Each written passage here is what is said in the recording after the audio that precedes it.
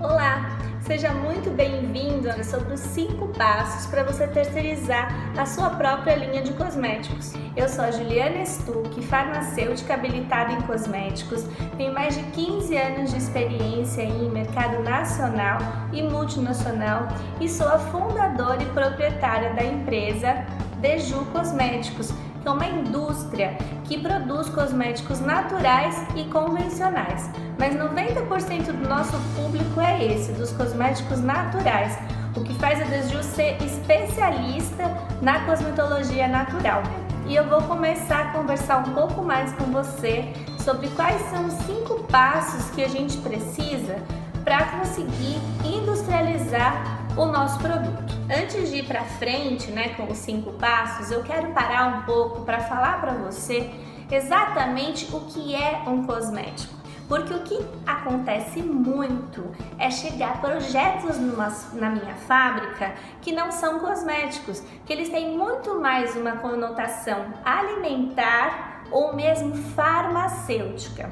Então eu vou ler aqui um trechinho que é da RDC 7 de 2015 da Anvisa, que diz: produtos de higiene pessoal, cosméticos e perfumes são preparações constituídas por substâncias naturais ou sintéticas de uso externo nas diversas partes do corpo humano, pele, sistema capilar, unhas, lábios, órgãos genitais externos, dentes, membranas mucosas da cavidade oral, com o objetivo exclusivo de limpá-los, perfumá-los, alterar sua aparência e ou corrigir odores corporais, ou protegê-los e mantê-los em bom estado. Quando a gente pega várias plantas, por exemplo, a nica, muita gente utiliza em cremes para pele, para pernas cansadas. Por quê? Porque a nica, ela tem uma ação anti-inflamatória que já é conhecida. Mas daí a pessoa quer explorar dentro de um cosmético a ação anti-inflamatória, quer fazer um creme anti-inflamatório. Se o creme é anti-inflamatório, ele já perdeu a característica de cosmético, ele não é mais. Se o creme é anti-inflamatório, ele é um medicamento. Então são essas coisas que a gente precisa ver. Produtos para sex shop. Uma vez eu recebi um pedido de um creme com chocolate e esse creme tinha que ser comestível. O cosmético, ele não é para ser consumido, Ele tem o objetivo de perfumar, de alterar a aparência, de limpar, enfim, mas não de consumir.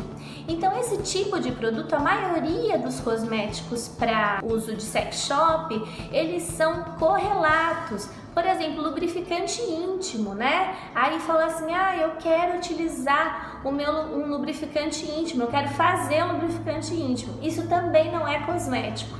Então precisa ter muito claro essas coisas, porque a linha é muito tênue, entre o que é um cosmético, o que é um medicamento, o que é um cosmético, o que é um correlato e assim por diante. Indo um pouco mais para frente, eu gostaria de conversar com você que está aí me assistindo, falar um pouco mais sobre a diferença do que é um cosmético de grau 1 e o que é um cosmético de grau 2. O grau 1, por exemplo, são todos os tipos de produtos cosméticos. Então, vou dar alguns exemplos. Shampoo, condicionador, desodorante, cremes, enfim, tudo grau 1. Agora vamos lá. Shampoo anti-caspa, anti-queda, grau 2. Produtos infantis, produtos com fator de proteção solar, produtos para celulite, estrias, ou seja, quando você coloca alguma ação no seu produto, ele vira grau 2. E na prática, qual é a diferença? O grau 2, a notificação, na verdade, o registro do grau 2 é bem mais caro do que o grau 1 e ele vai demorar muito tempo para o seu lançamento, porque no grau 1 é uma notificação.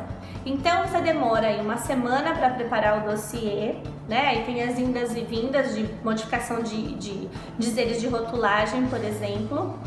E depois você já pode notificar o produto. Pagando a taxa, em 3 dias esse número sai. Esse número você tem que colocar no seu rótulo do produto.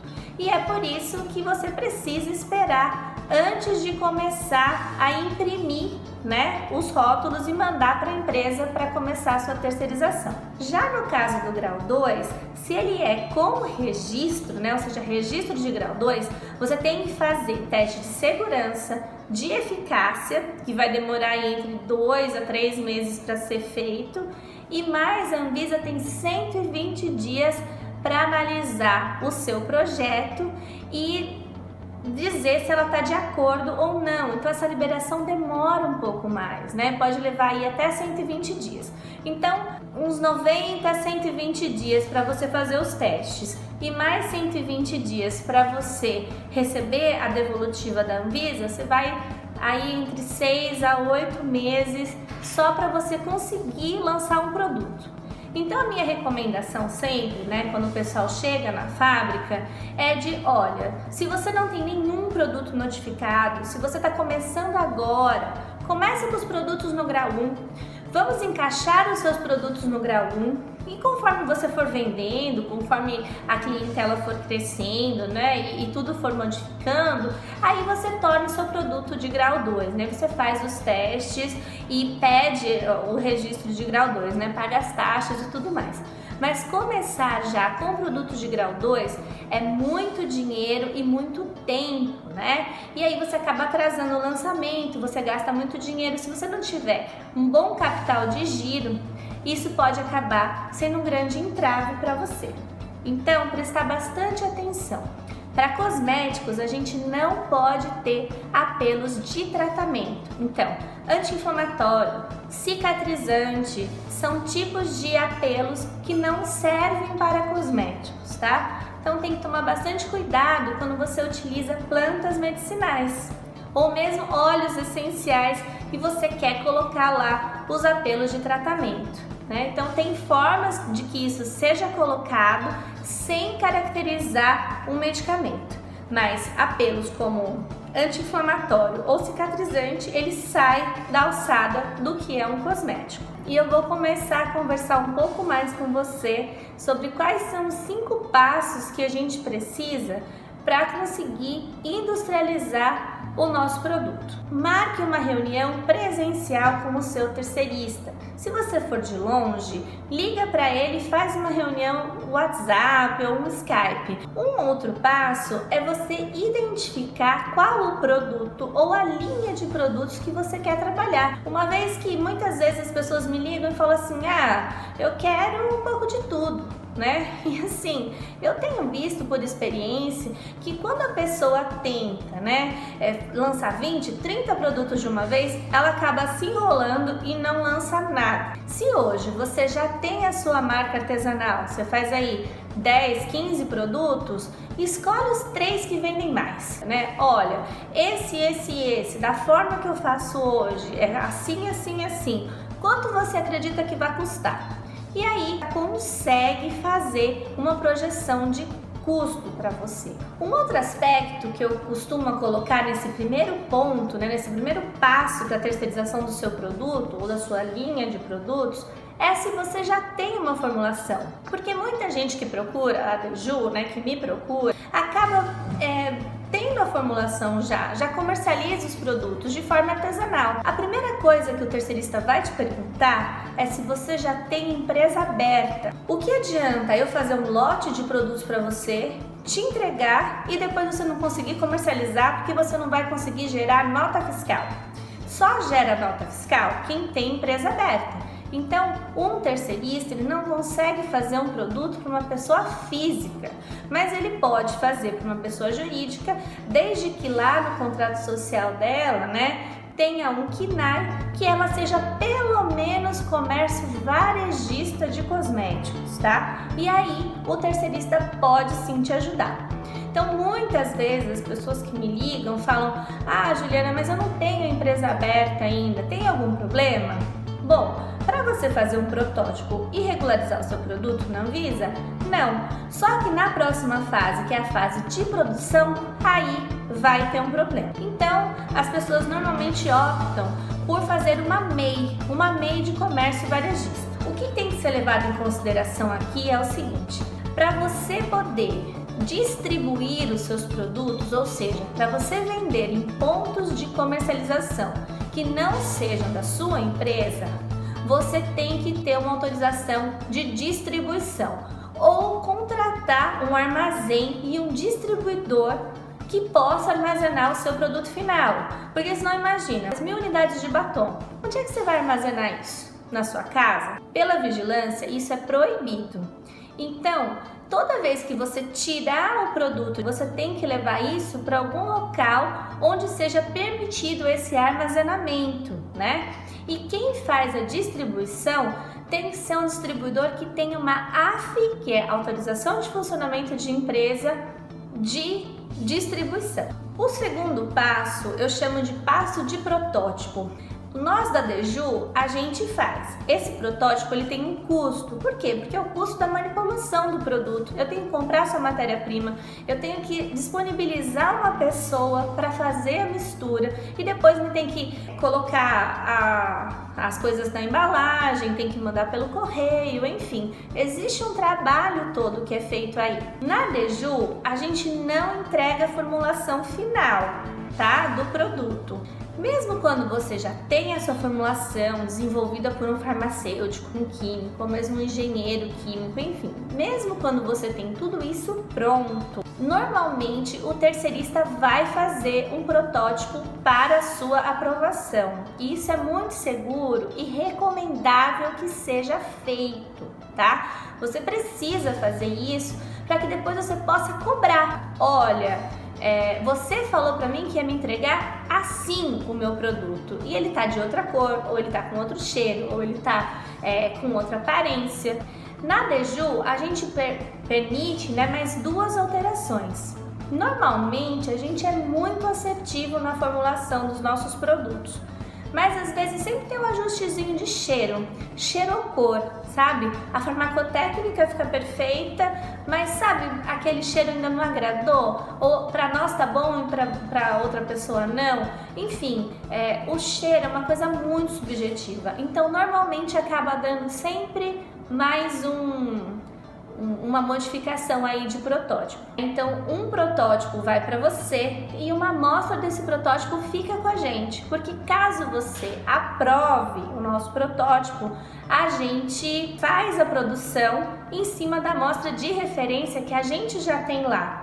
Imagine, se eu te entregasse o protótipo inteiro, eu teria que pedir o protótipo de volta para eu saber, né, como que eu vou manipular o seu produto, né? Como que eu vou te entregar esse produto. E eu também acho muito importante porque é uma análise sensorial, né? O primeiro contato que você vai ter com o seu produto industrializado. E como a gente sabe, existe diferença, né, de manipulador. Às vezes o analista lá que está manipulando na fábrica manipula de uma forma diferente da sua formulação, né? Então todos esses pulos do gato, eles têm que ser explicados, até para que ele chegue exatamente no produto que você quer ver. Eu vou falar agora sobre o terceiro passo, que é o passo da regularização na Anvisa.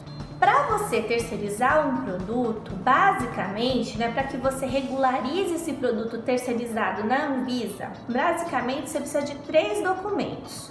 Um é um dossiê que a gente chama, né, de formulação quali quantitativa.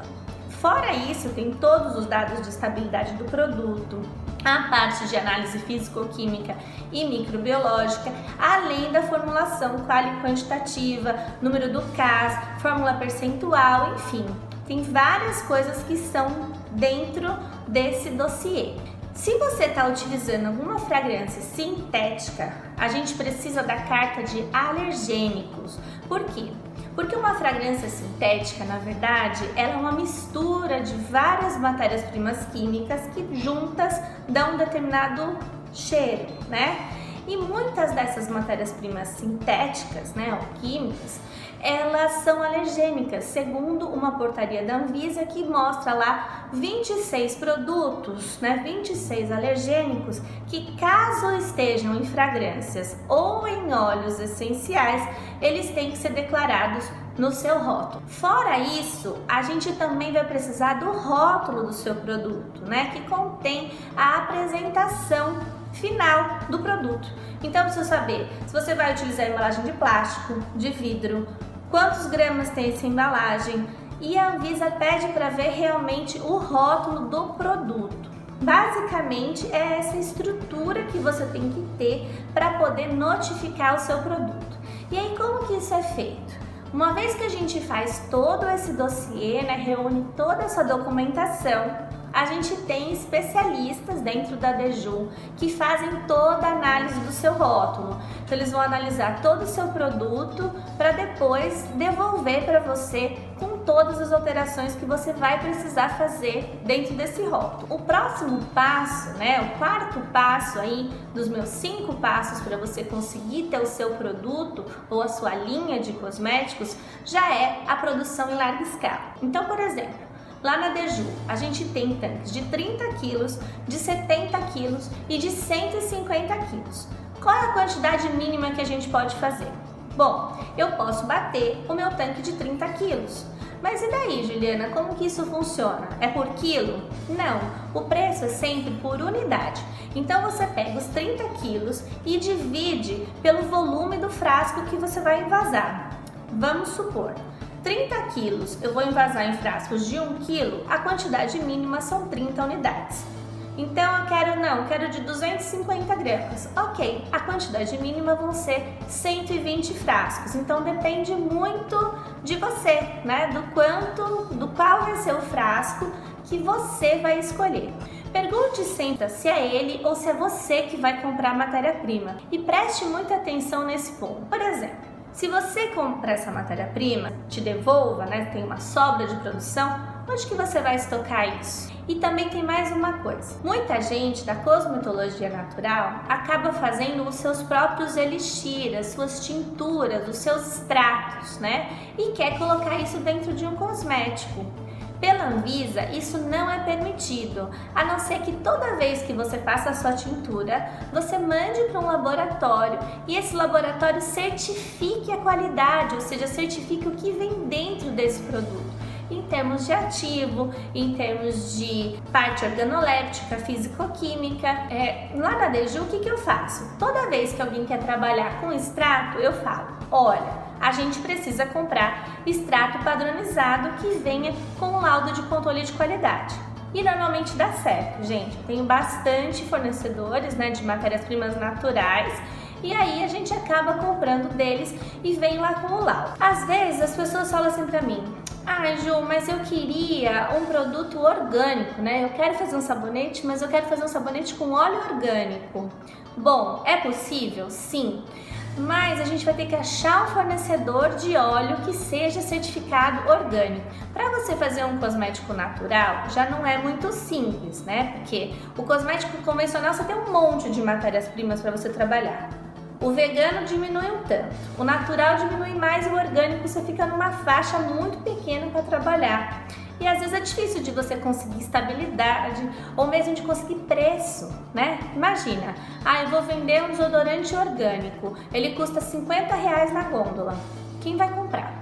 Então todas essas contas, elas têm que ser feitas. Toda vez que você vai começar uma produção, várias documentações têm que ser preparadas. Então você precisa preparar procedimentos operacionais padrão, folhas de processo, tem que ter especificação de matéria-prima, especificação de material de embalagem e tudo isso, gente, é visto pela Anvisa nas inspeções anuais, né? Pela Anvisa não, pela vigilância local. A Anvisa de Brasília é muito difícil de vir inspecionar uma empresa, só no caso de uma denúncia mesmo. Mas a vigilância local todo ano bate na nossa porta, tá?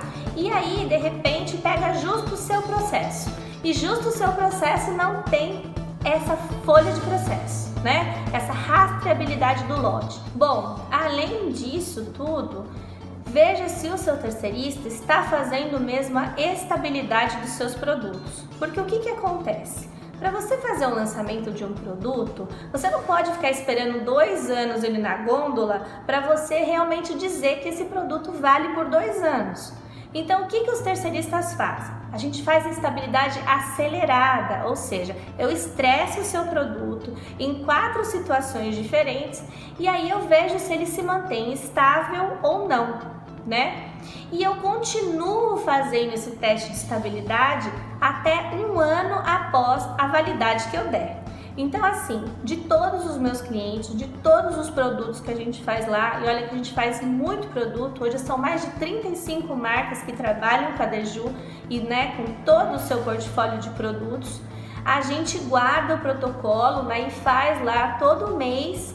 No início são mais vezes, mas depois acaba espaçando para todo mês. A gente faz todas as análises que precisam ser feitas para a gente avaliar a estabilidade do produto do nosso cliente. E por último, o último passo, mas não menos importante, é a entrega do produto industrializado. Ou seja, quem que vai arcar com esse custo? É você ou é o terceirista? Então, isso precisa ficar claro. Normalmente os terceiristas não entregam o produto. E aí é sempre quando você lê lá, está escrito frete FOB, Então quer dizer, é por conta de quem está contratando o terceirista. Lá na Deju realmente a gente não entrega, nossa estrutura é muito pequena, A gente não tem um caminhão que possa fazer essa entrega. Mas a gente emite a nota fiscal, tudo bonitinho, com o nome da transportadora, para que você possa pegar o seu produto, para que possa chegar a transportadora lá e pegar o seu produto e dirigir com ele de forma segura. Lembre-se também que quando você compra a matéria-prima, uma coisa que eu acabei passando ali no item anterior, você tem que mandar para o seu terceirista uma nota de remessa para industrialização. E às vezes o tipo de empresa que você abriu não permite que você faça essa operação, tá? Então, veja se você é capaz de fazer isso, porque senão não adianta você tentar negociar sua mão de obra com o seu terceirista. Você vai ter que pedir para que ele compre a matéria-prima para você também. Então, basicamente, pessoal, esses são os 5 passos para você conseguir terceirizar o seu produto. Recapitulando, escolha qual produto você vai fazer, faça um protótipo, tenha certeza daquilo que você vai receber, notifique ou registre, dependendo se grau 1 ou grau 2, o seu produto na Anvisa, faça a produção em escala industrial e receba o seu produto. Esses são os 5 passos. Muito obrigada aí pela audiência, pela atenção e a gente se vê de repente numa próxima oportunidade. Muito obrigada!